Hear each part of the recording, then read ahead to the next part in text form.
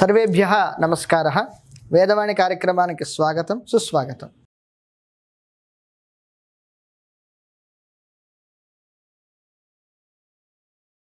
ఈరోజు ఈ వీడియోలో మనం నేర్చుకోబోయే అంశం వచ్చేసి ఐ. ఆంగ్లంలో ఐ అంటే నేను, తెలుగులో దాన్ని నేను అని అంటాం, సంస్కృతంలో దాన్నే అహం అని అంటాం. నీకు బాగా అహంకారం ఎక్కువైపోయిందిరా అంటారు. అహంకారం అంటే ఏమిటి? నేను అనేటువంటి భావన, నేను అనేటువంటి భావన ఎక్కువైపోతే సుపీరియారిటీ కాంప్లెక్స్ అంటారు, దాన్ని అహంకారం అని అంటారు. అహంకారం అనే పదం ఎందుకు వచ్చిందంటే సంస్కృతంలో అహం అంటే నేను అని అర్థం కాబట్టి. అహం అంటే నేను, ఏకవచనం. అదే ద్వివచనం అంటే మేమిద్దరం, ఆవాం, మేమందరం, వయం అనేటువంటి శబ్దం. ఇప్పుడు అహం అనేటువంటి శబ్ద స్వరూపాన్ని మొత్తం చూద్దాం. దీన్నే అస్మత్ శబ్ద అని అంటారు సంస్కృతంలో. ఇది పుల్లింగమా? పుల్లింగమే. స్త్రీలింగమా? స్త్రీలింగం కూడాను. నపుంసకలింగమా? అవును, నపుంసకలింగం. అంటే పుల్లింగ, స్త్రీలింగ, నపుంసకలింగాల్లో ఒకేలా ఉంటుంది. పురుషుడు వచ్చి ఐ అని చెప్పాలంటే తెలుగులో ఎలా చెప్తాడు? నేను అని చెప్తాడు. అదే స్త్రీ వచ్చిన ఐ అనేటువంటి కాన్సెప్ట్ చెప్పమ్మా అంటే నేను అనే ఉంటుంది ఆవిడ కూడా. నపుంసకలింగంలో ఫ్రెండ్ అనేటువంటి వాడు నపుంసకలింగం కదా, మిత్ర శబ్దం నేర్చుకున్నాం. వాడిని పిలిచి నేను అని అనరా అంటే నేను అనే అంటాడు వాడు. ఈ నేను అనేటువంటిది పుల్లింగ, స్త్రీలింగ, నపుంసకలింగాల్లో ఒకలాగా అంటున్నాంగా. దానికి లింగభేదం ఉన్నదా? లేదు కదా.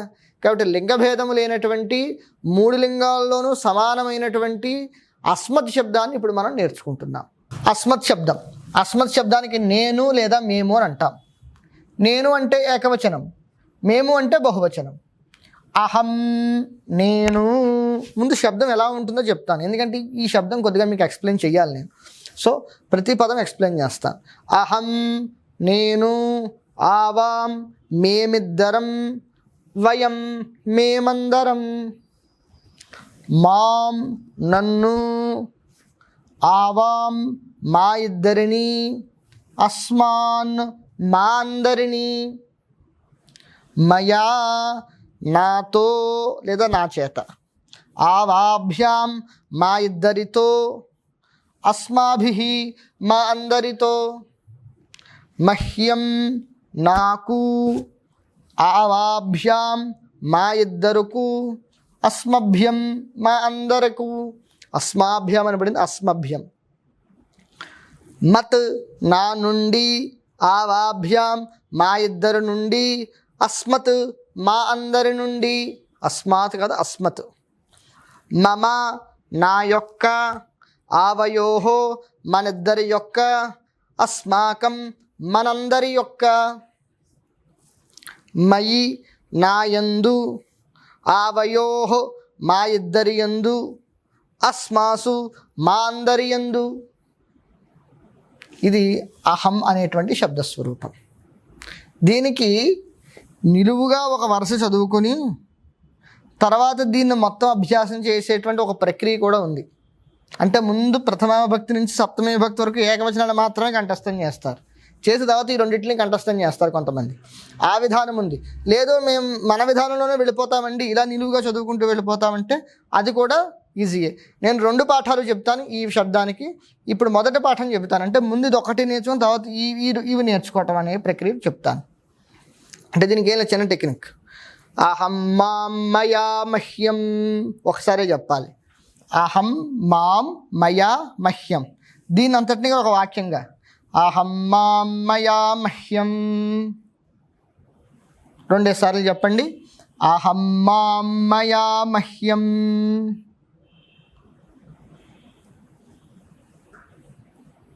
మళ్ళీ అహం, మాం, మయా, మహ్యం.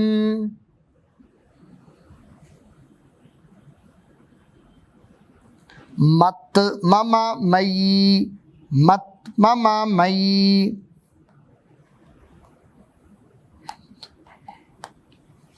అహం, మీరు చెప్పదు చూడండి. అహం, మాం, మయా, మహ్యం, మత్, మమ, మయి. అహం, మాం, మయా, మహ్యం, మత్, మమ, మయి. ఇప్పుడు చెప్పండి, నేను చెప్పిన తర్వాత రెండుసార్లు చెప్పండి. అహం, మాం, మయా, మహ్యం, మత్, మమ, మయి.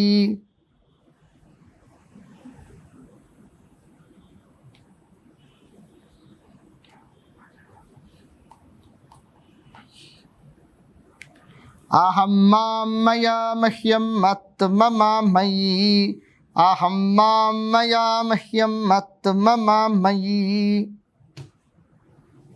అదేదో ఒక చిన్న ఏదో శ్లోకం చదివినట్టు ఏదో చిన్న రాగంలాగా ఉంటుంది, అంతకన్నా ఏం కాదు. తొందరగా కంఠస్థం అవుతుంది మొదటి ప్రక్రియలో ఇది. అహం మాం మయా మహ్యం మత్ మమ మయి, అహం నేను, మాం నన్ను, మాం రక్షంతు మమ కుటుంబం రక్షంతు నన్ను రక్షించండి, ఓ పరమాత్మ నన్ను రక్షించండి, నా కుటుంబాన్ని రక్షించండి.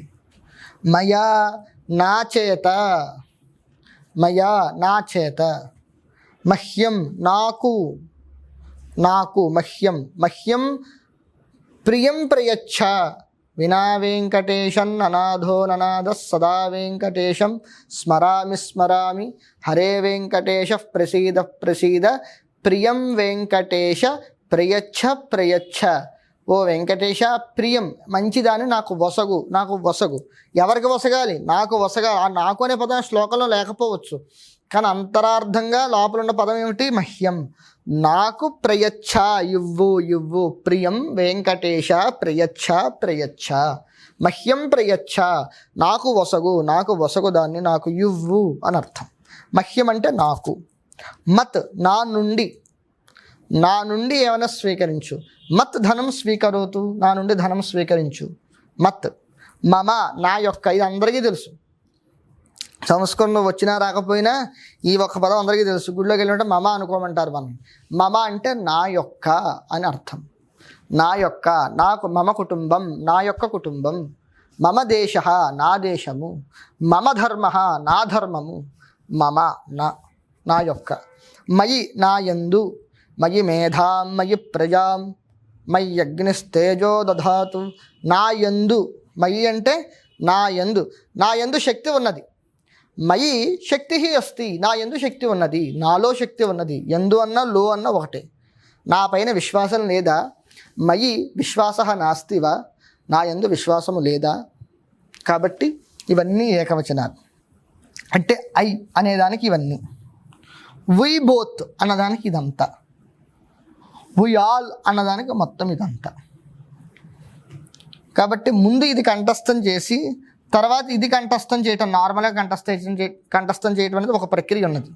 లేదు అలా వద్దు, మొత్తం కంఠస్థం చేస్తాం అనుకుంటే ఒక పని చేయండి, మొత్తం ఇదంతా ముందు ఒకసారి కంఠస్థం చేసేయండి. ఇప్పుడు నేను చెప్పిన విధానంలో అహం మాం మయా మహ్యం మత్ మమ మయి, అహం మాం మయా మహ్యం మత్ మమ మయి అయిపోయిన వెంటనే అహం ఆవాం వయం ఇలా నేర్చుకోండి. నేర్చుకుంటే ఇది ఆల్రెడీ వచ్చేసి ఉంటుంది మనకి, తొందరగా శబ్దం కంఠస్థం అవుతుంది. మహ్యం చిట్ట చివరి ఏముంది? అస్మభ్యం ఉంది. మత్ తకార పొల్లుంది, అస్మత్ తకార పొల్లుంది. అస్మాభిః సీతాభిః గురుభిః హరిభిః పితృభిః గౌరీభిః అస్మాభిః, ఇది గుర్తుపండి. భవద్భిః భవతీభిః అస్మాభిః తృతీయ విభక్తి సమానమే. కాబట్టి ఈ రెండు సమానములు, ఈ మూడు సమానములు, ఈ రెండు సమానములు. ఆవాం ఆవాం ఆవాభ్యాం ఆవాభ్యాం ఆవాభ్యాం ఆవయోహో ఆవయోహో. ఈ ఆవయోహో అనేది ఒక చోట ప్రశ్న ఒక శ్లోకంలో వస్తుందండి. అగ్నిపురాణంలో దీని గురించి ఉంటుంది. అగ్నిపురాణంలో ఒక శ్లోకం ఉంటుంది. ఆవయోర్ నాస్తి భేద భేది నరకమాప్నుయాత్ అని కృష్ణ పరమాత్మ శివుడితో చెప్తాడు. ఏమిటంటే, పరమేశ్వర ఆవయోహో నాస్తి భేద, నీకు నాకు మన ఇద్దరి యందు, ఆవయోహ అంటే మన ఇద్దరి యందు కదా, ఇక్కడ ఆవయోహ తీసుకున్నాడు. ఈ ఆవయోహ అన్నది ఈ ఆవయోహ అన్నాడు. ఆవయోహో నాస్తి భేద, మన ఇద్దరి యందు భేదం లేదయా. భేదీ నరకమాప్నుయాత్, మన ఇద్దరి యందు ఎవరైతే భేదం చూస్తాడో వాడు నరకానికి పోతాడయ్యా. ఎప్పుడూ కూడా శివుడు గొప్ప విష్ణువు గొప్ప అని గొడవల్లోకి తల దూర్చకూడదు. అటువంటి గొడవలు జరుగుతుంటే అక్కడ దూరంగా వచ్చేయటం బెటర్, కానీ దాంట్లో మనం కూర్చుని మనం ఏదో జడ్జిమెంట్ ఇవ్వడానికి మనం ప్రయత్నం చేయకూడదు. నీకు ఈశ్వరుడు ప్రీతి ఉండవచ్చును గాక, విష్ణువుని ద్వేషించకూడదు. విష్ణువు యందు నీకు ప్రీతి ఉండవచ్చును గాక, శివుణ్ణి ద్వేషించకూడదు. ఎందుకంటే ఈశ్వరుడు విష్ణువు ఒకే తత్వం యొక్క రెండు భిన్న స్వరూపాలు. అది ఆ పరమాత్మ చెప్తున్నాడు. ఇప్పుడు మీరు నేను కదగా చెప్పేది, పరమాత్మ చెప్తున్నాడు పురాణంలో. ఆవయోర్ నాస్తి భేద భేదీ నరకమాప్నుయాత్ అని. మన ఇద్దరి యందు భేదం లేదయా, మన ఇద్దరి యందు భేదం చూసేవాడు నరకానికి పోతాడు. కాబట్టి ఈ రోజుల్లో బయట గొడవ అవుతుంది, ఈశ్వరుడు గొప్ప, విష్ణువు గొప్ప, మళ్ళీ పాత శంకరుల అవతారాన్ని పూర్వం ఉన్నటువంటి స్థితిని మళ్ళీ తీసుకురావటం కోసము, అటువంటి గొడవలు చేయటం కోసం, సమాజంలో అల్లర్లు సృష్టించడం కోసము, హిందూ సమాజంలో మళ్ళీ అంతర్గత యుద్ధాలు తీసుకురావడం కోసం చాలామంది ప్రయత్నం చేస్తున్నారు. అటువంటి వాటికి మనం దూరంగా ఉండాలి. మనకి శాస్త్రము ప్రమాణము, మనకి వేదమే ప్రమాణం. బయట ఎవరైనా ఏదైనా వాగినా అది మనకు ప్రమాణము కాదు. మనకి శాస్త్రం ఏం చెప్పిందో అది ప్రమాణం, వేదం ఏం చెప్పిందో అదే మనకి ప్రమాణం. శాస్త్రంలో ఉన్నమాటే ఏమిటిది? ఆవయోర్ నాస్తి భేద భేది నరకం ఆప్నుయాత్. సో ఇక్కడ ఆవయో, కాబట్టి ఈ శబ్దం ఇలా ఉంటుంది. ఒకసారి నేను శబ్దం చెప్తాను, నాతో పాటు 2 సార్లు ఇలా మన విధానంలో చెబుతాను, 2 సార్లు మనం చెప్పుకొని ఈ శబ్దాలను ఇంతటితో ముగిద్దాం. అహం ఆవాం వయం, 2 సార్లు. మాం ఆవాం అస్మాన్,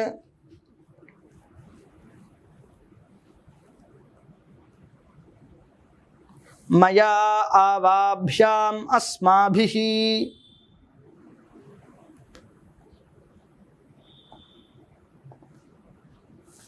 మహ్యం ఆవాభ్యాం అస్మభ్యం,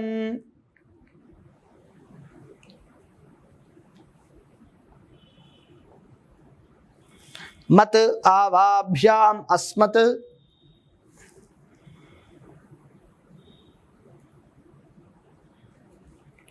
మమ ఆవయోః అస్మాకం,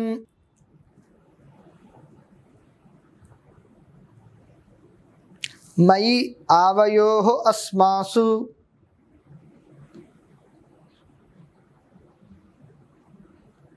కాబట్టి ఇది అస్మత్ శబ్దము.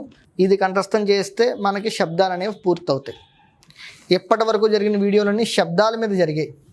సో దీంతో శబ్దములు మనకు కావాల్సినటువంటి శబ్దాలన్నీ కూడాను ప్రథమ స్థాయిలో మనకి ఏవైతే అవసరం ఉన్నాయో, సంభాషించడానికి, సంస్కృతం నేర్చుకోవడానికి మనకు ఉపయోగకరమైనటువంటి శబ్దాలు ఏవైతే అవసరం పడ్డాయో అవన్నీ కూడా ఇంతటితో మనం నేర్చుకున్నట్టు. కాబట్టి ఒక్కసారి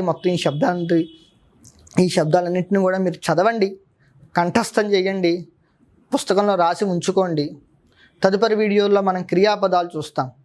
సంస్కృతం అంటే ఏమిటనుకున్నాం? భాష. ఒక వాక్యం నిర్మాణం చేయాలంటే కర్త, కర్మ, క్రియ అనేటువంటిది ఉంటాయి. సో కర్త, కర్మ అని చెప్పేటువంటివి శబ్దాలు, అవి మనం నేర్చుకున్నాం. తర్వాత క్రియాపదం నేర్చుకుని ముందు అవి మన దగ్గర స్టాక్ పెట్టుకుంటాం. ఇప్పుడు ఈ స్టాక్ని ఎలా ఉపయోగించాలి?